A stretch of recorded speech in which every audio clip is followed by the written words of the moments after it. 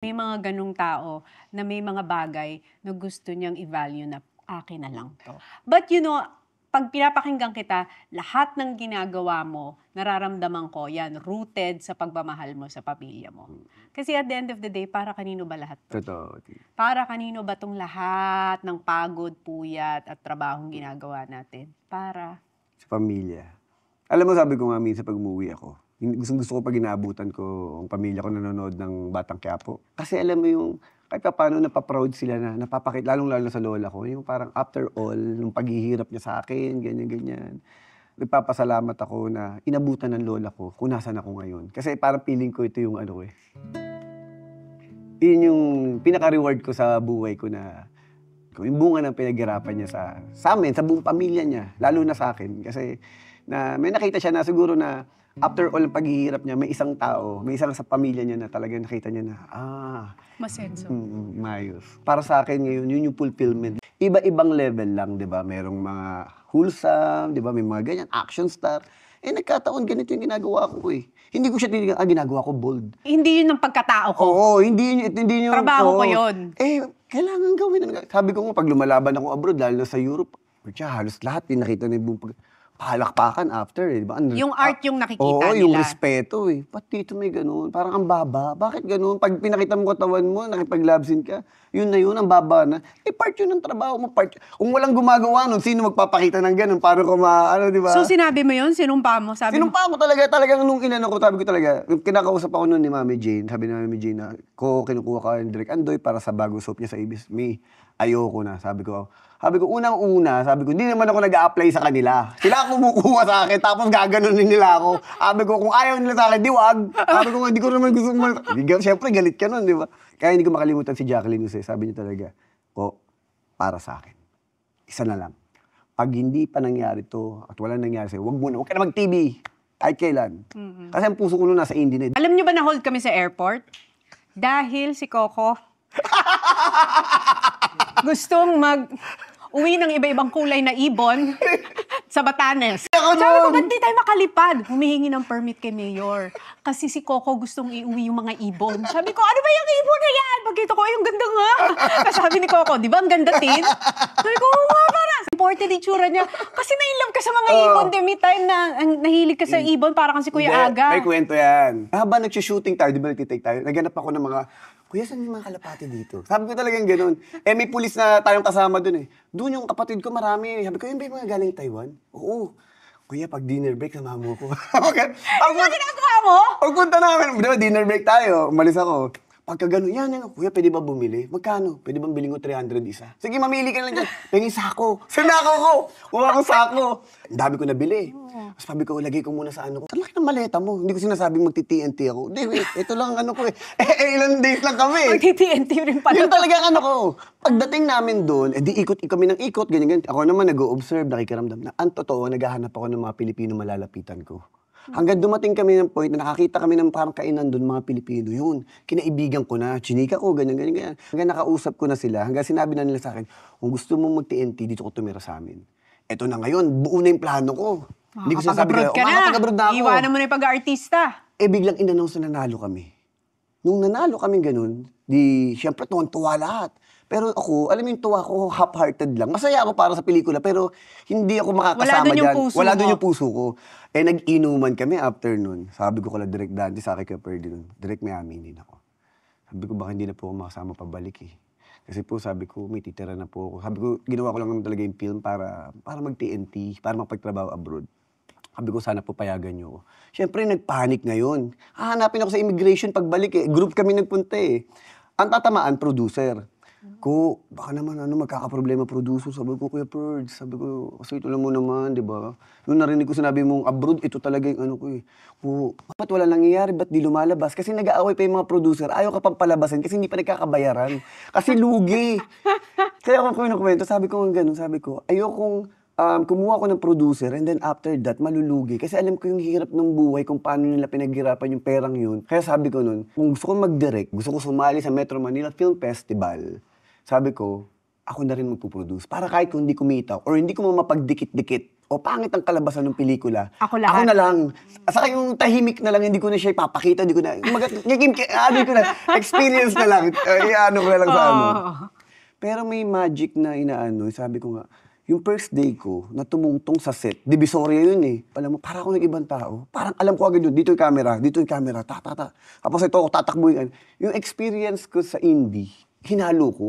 Kaya ang bilis ko nun eh, nagugulat sa akin yung buong team mo. Ang hindi kasi ang daming nagagawa sa isang araw. Sabi kong ganun sa sarili ko, ang isa sa mga sikreto o key, kailangan lahat ng tao mo tama. Yung mga kasama ko, yung mga kasama ko na sa indie, sa commercial, sa mainstream, di ba? Ibig sabihin yung alam na nila. Ito kasi yung gay film naman na ginawa naman namin talaga, panlaban. So hindi ka pa nagka-Canada nito? Nag-Canada ka na? Hindi pa. Tapos nung natapos namin pelikula, yun na nga, nung may love scene kami ni Kuya Alan Paule, kailangan ko na magubad. Conservative ako, tayo laki ako sa lola ko. Laki sa Sabi ko, lola. paano ko gagawin to? Siyempre, iniisip mo, pamilya mo, iniisip ko lola ko, mga kaibigan mo, papakita ka ng puwet. Hindi ko kaya. Hindi ko kaya. nagawa? Hindi ko ano. Anong nangyari kasi ganito, di magubad na ako. Ang daming mga bading na nanonood, ganun. Parang inaabangan yung, yung love scene. Sabi ko kasi, parang nakalimutan ko may love scene ako na magpapakita ng puwet. Isang oras na hinto yung shoot. Parang bang tumahimik yung buong paligid. Parang ang pinararamdam sa'yo, parang nag-iinarte. Parang Ikaw na gano'n. lang ang hinihintay, Parang ikaw yung may problema. Parang, alam mo na yan, di ba, nung tinanggap mo to, bakit ngayon gagawa mo na, bakit biglang may ganyan? Ikaw na lang cause of delay. Oo, cause of delay. Parang may problema. Nakaka-pressure, di ba? Nakatahimik ako gano'n, sabi ko. Tapos di pa nararamdaman ko na, sabi ko talaga sa sarili ko, sabi ko, gagawin ko to para sa pamilya ko. Kasi ang mindset, pagkapakap, uwi. As in, uwi. Ang lagi kong nasa mindset, nasa trabaho pa lang, bibilisan ko. Hindi ko to. Kasi gusto ko nang umuwi. Ganun lagi. Kaya, honestly, alam naman na lahat. Si Jules, ano siya? Paano mo nagagawa? Paano mo At saka yun ang napansin ko sa'yo lately. Open ka na sa love life mo. Naalala ko noong 2015, itanong mo lahat sa kanya, bold lahat, indie, tanong na lahat dyan, pero wag mong tatanungin sa love life yan. Kaya pag uusap kami ni Coco nun sa set, di ko tatanungin ito sa love life. Puro kami, magsikap tayo, pangarap sa buhay, pero off limits ang love life. Pero ngayon, open ka Alam mo, na. Tin, hindi ako open. Meron lang ako mga certain na kahit pa paano, Nababanggit mo na. Oo, nababanggit. Oo. Ayoko naman ipagkait kay Jules na hindi man lang kami makalabas, makakain, hindi ko man lang siya masuportahan, di ba? Kung ano lang yung... Uy, ngayon sumusupport ka na. May pabulaklak na. Sabi ko, wow, this is really the new Coco. Inspired by family, I bravely embark on a new business for future security. Bigyan ako ng opportunity na magkaroon talaga ng maayos na trabaho, yung regular na trabaho, talagang niraratrat ko. Sabi ko nga, hindi para sa akin eh. Kasi sabi ko, gusto ko, sabi kong ganun, kung anong meron ako, kahit papaano, hindi man pantay, gusto ko kahit papaano meron mga kapatid ko. Nung naibigay ko na lahat, saka ko sinabi sarili ko, hindi, ako naman. Time ko para sa sarili ko. Kaya ngayon, kung ba't ako pinukwento na nagkaroon ako ng lakas ng loob ng magnegosyo, kasi ngayon, ang iniisip ko na ngayon, yung future ko. Sabi ko, sisimulan ko na. Minarkahan ko, napaaga nga eh. Sabi ko, 2025. Sabi ko, natatakot man ako, ninervous man ako, sabi ko, pero susugalan ko na to. Sabi ko, magpo-full blast ako, mag-ano sa negosyo. Ang minsan kasi sabi sa akin, bakit dishwashing liquid? O ba? Parang against sa action star ka eh. Sabi ko kasi, hindi man ako nagpipiling eh. Hindi nga ako nagpapaka-action star na. Hindi nga eh. Sabi ko, doon ako galing eh. Sabi ko, dati akong waiter, dati akong dishwasher. Sabi ko, ganun, pinagdaanan ko lahat. Yun yung kabisado ko eh. Practical lang ako. Hindi ako nagpapaka-ipokrito. Sabi ko nga, ako ngayon, sabi ko, makikita nyo nakaganyan. Pero sa totoong buhay, yun pa rin ako. Di ba, paano ako magsalita? Anong pinaka-mali mong ginawa sa buhay mo? Ba't wala nangyayari? Sabi ko, may kukwento ko mga nung araw, sabi ko sa sarili ko, pangarap ko makasali sa Metro Manila Film Fest. Yun ang pangarap ko bilang artista. Kasi, di ba, pag Pasko naglulooking forward ka manood ng Tsaka sine. yung nagpaparade yung mga Di ba yun artista? yung alam mo, ginagawa ko nung din lang namamalayan. Dumidikit lang ako sa inyo. Sa malalaking artista. Kaya nung sabi ko, piling ko hinog na ako. Parang gano'n. Sabi ko, baka kaya ko na. Kaya ako naisip na magsarili na sa Metro Manila Film Fest. Kaya ako nagpanday. Tapos yun na yun, after Panday, next movie ko, ako pa rin ang producer, ako director, yung ano naman. Nag-bossing ka rin. Nag-bossing din ako. Yun muna, Jack and Popoy. Ano naman ako doon, co-producer. Ano nangyari sa Coco talaga? Wala na to. Hindi ko na papahinga sarili to. Actually, Bibigay ko na lahat dito. Alam mo, isa sa mga ano ko, kasi, lagi ko sinasabi to, naramdaman ko kasi sa part ng buhay ko, yung puro rejection. So, sino kayang mananalo? Ito Gagawin o hindi ito, gagawin? ewan ko kung tandaan mo. Ito ginawa natin. Ako, ganun na. Kinuha ko yung script. English di ba? Magpe-present ako, ganun. Pinasulat ko. Sa mga writer, di ba? Tapos dinikit kong Ano ganun. ba, sino nagsulat? Ikaw! Ikaw! Tapos, meron pang, di ba, dahil di ba, sige na nga, ano Sabi na ko, ako na magsusulat. yun. Tapos lahat, pinractice ni Coco, lahat ng eyeline niya, pag nagpe-present siya, kung saan tatama ang mata niya, nandun yung English. Meron ako tawa-tawa doon, meron isa nasa dadali. Nakaganon talaga. Binabasa ko talaga. Sabi ko, Diyos ko. Alam mo, paggawa mo na lahat kay Coco, lahat, nudity magagawa niya yan, wag mo siyang ipa-English. Diyos ko. Oo, yun talaga. Alam mo, Tin, ikaw naman, sa dami ng artista, ikaw napapansin ko, alam mo, isa sa matatali. Alam mo bakit?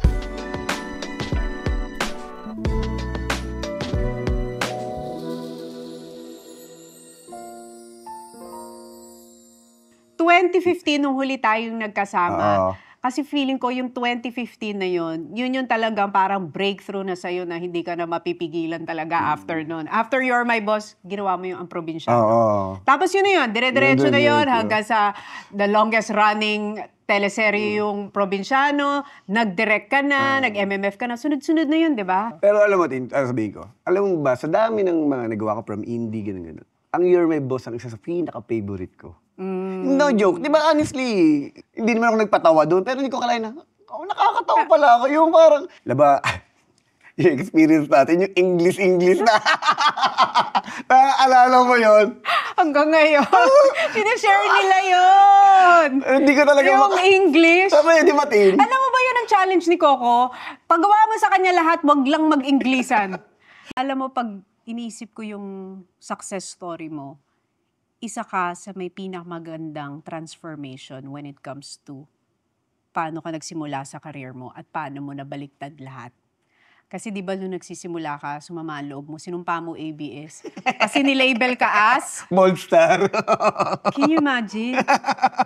Di ba? Pero ngayon, one of the icons and pillars of ABS-CBN, Hindi Coco naman. Martin. Pero pinagkasumpa-sumpa niya yan nung nagsisimula Ang siya. sakit talaga, Tin. Ang sakit talaga. Dalawang beses ako ni-reject. Ang una talaga, direct, sexy actor pala si Coco Martin, ganun. Kasi nga kinukuha ko para love triangle siya sa ni Raver. So after that, okay lang, tanggap-tanggap ko pa. Tugal, di ba? Sugal Sugal talaga eh. oo. Base sa mga experiences ko rin, pag nag-show abroad, di ba? Minsan, hit na hit yung soap mo. Tapos pag nag-show ka abroad, biglang hindi ganun. Bakit? Kasi mali yung marketing. Ang akala ng ibang mga producer, yung mga ibang inaalok na basta sikat yung artisan dinala, automatic na yun. Hindi nila alam na pag tama marketing, yan. Kaya sabi ko, ayoko na ma-experience yung lalabas ka sa mga tao, nakangiti ka, tapos minsan, ang tagal na naghihintay ng mga tao, ba't wala nangyayari, ba't di lumalabas? Kasi nag-aaway pa yung mga producer, ayaw ka pang palabasin kasi hindi pa nagkakabayaran. Kasi lugi. Kaya ako kinukwento, sabi ko nga ganun, sabi ko, ayokong kumuha ko ng producer and then after that, malulugi. Kasi alam ko yung hirap ng buhay, kung paano nila pinaghirapan yung perang yun. So, sino kayang mananalo? Ito Gagawin o hindi gagawin? Ewan ko kung tandaan mo. Ito ginawa natin. Ako, ganun na. Kinuha ko yung script. English di ba? Magpe-present ako, ganun. Pinasulat ko. Sa mga writer, di ba? Tapos dinikit kong Alam ganun. ba sino nagsulat? Ikaw! Ikaw! Tapos, meron pang, di ba? Dahil di ba? Sige na nga, ano Sabi na ko, nga. ako na magsusulat. Yun. Tapos lahat, pinractice ni Coco, lahat ng eyeline niya, pag nagpe-present siya, kung saan tatama ang mata niya, nandun yung English. Meron ako tawa doon, meron isa nasa dadali. Nakaganon talaga.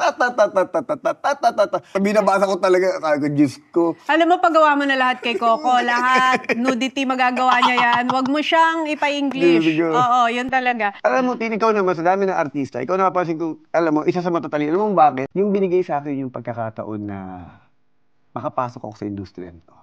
Kasi dahil dito, natupad kong lahat ng mga pangarap ko.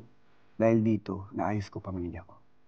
Kasi pag sabi nga nila, kung papipiliin ka, peace of mind o popularity. Di ba? Siyempre, sasagot mo dyan, peace of mind. Ako hindi. Popularity. Bakit? Kasi nung naging popular ako, dumating yung point na nagkaroon ako ng peace of mind kasi naayos ko yung buhay ng pamilya ko. Kaya meron akong bagay na isa mapagmamalaki. Yun. Naayos ko yung buhay ko. Naayos ko yung buhay ng pamilya ko.